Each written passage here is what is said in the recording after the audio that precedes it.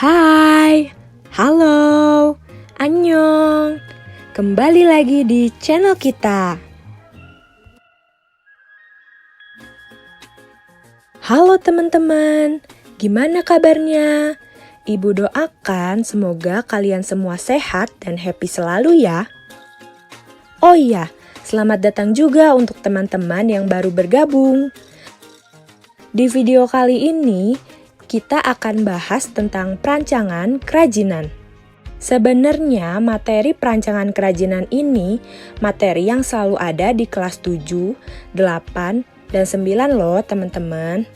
Hanya saja bahan dan teknik yang digunakan berbeda-beda, disesuaikan dengan tingkat kesulitannya masing-masing.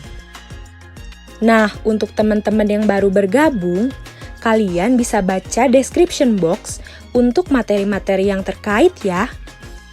Daripada berlama-lama, udah pada penasaran kan? Jadi, yuk langsung aja kita ke materinya. Di video kali ini, materi yang akan kita jelaskan terbagi menjadi 2 pokok bahasan, yaitu tentang prinsip perancangan kerajinan dan proses perancangan kerajinan. Setelah mempelajari materi di video ini, peserta didik diharapkan mampu menganalisa prinsip perancangan yang digunakan dalam pembuatan produk secara mandiri. Peserta didik mampu mendeskripsikan proses pembuatan kerajinan dengan baik. Peserta didik mampu menentukan jenis peralatan yang digunakan dalam pembuatan kerajinan dengan lengkap, serta peserta didik mampu merancang perencanaan praktek pembuatan produk kerajinan secara kreatif dan inovatif. Pasti teman-teman udah sering dong dengar kata perancangan.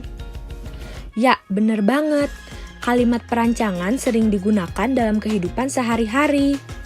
Misalnya, merancang teks, merancang pola baju, bahkan miniatur-miniatur mainan yang sering ditemukan juga perlu dirancang loh. Jadi teman-teman, apa sih arti perancangan itu? Perancangan adalah suatu proses yang dilakukan sebelum membuat suatu karya. Ya, bener banget. Segala sesuatu yang akan kita buat pasti akan melewati tahap perancangan agar menghasilkan sebuah karya yang maksimal. Ternyata membuat perancangan itu tidak mudah loh teman-teman.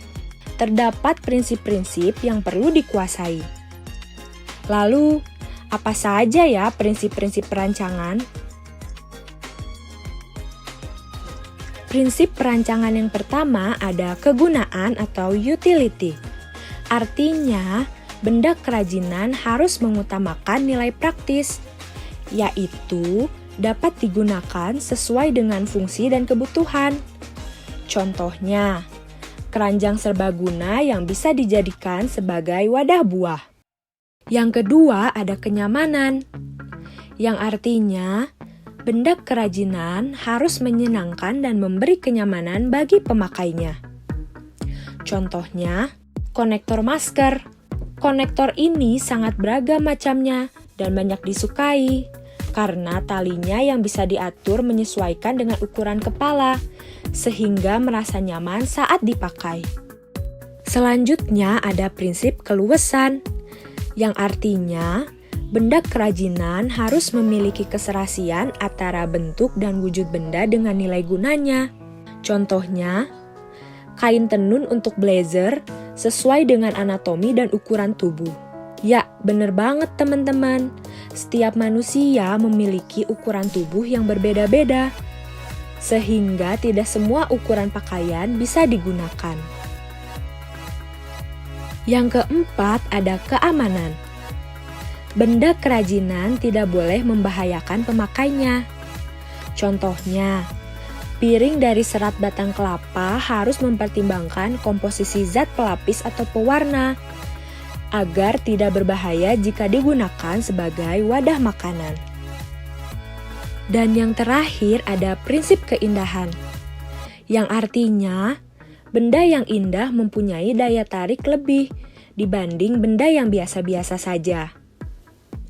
Keindahan sebuah benda dapat dilihat dari beberapa hal, di antaranya dari bentuk, warna, hiasan atau ornamen, dan kualitas bahan bakunya.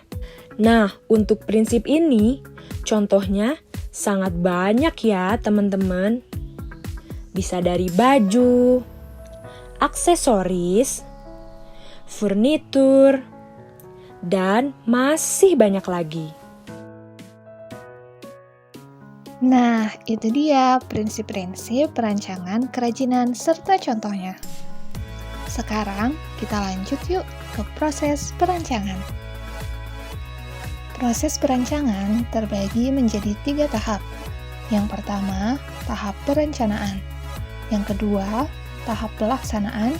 Dan yang ketiga, tahap evaluasi.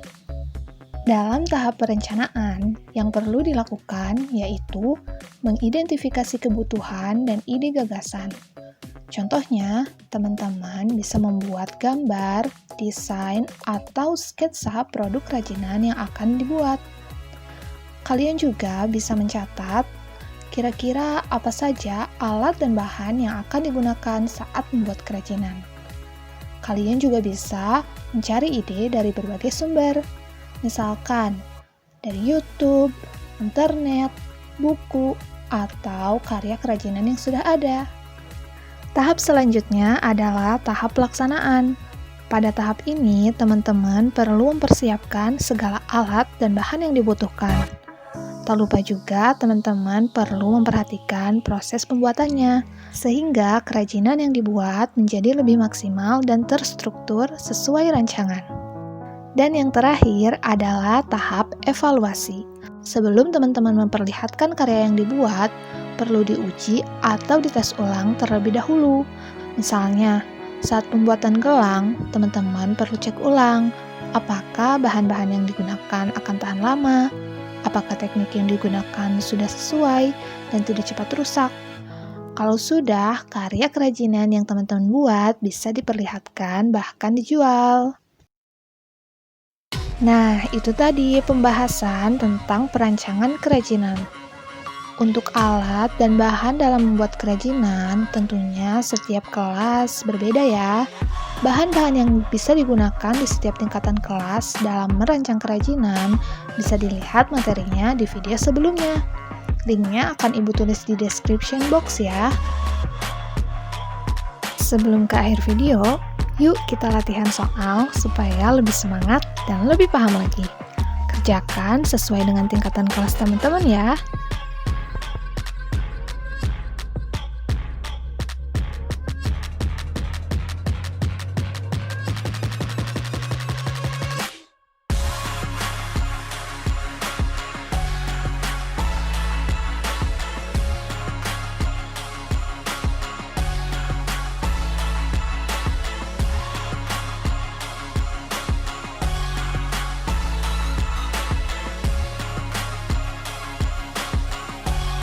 Gimana teman-teman? Menarik kan materi kali ini? Ternyata untuk merancang sebuah produk kerajinan itu tidak mudah ya. Ada prinsip dan tahapan yang perlu diperhatikan. Sekian materi pembahasan tentang perancangan kerajinan di video kali ini. Sampai ketemu di video pembelajaran berikutnya. Ingat, teman-teman harus janji untuk selalu sehat dan semangat ya. Jangan lupa untuk subscribe dan share video ini karena masih akan ada video pembelajaran menarik lainnya. Teman-teman juga bisa like jika suka videonya dan bisa komentar jika ada yang ingin ditanyakan ya. Terima kasih. Thank you. Kamsahamnida dan sampai jumpa.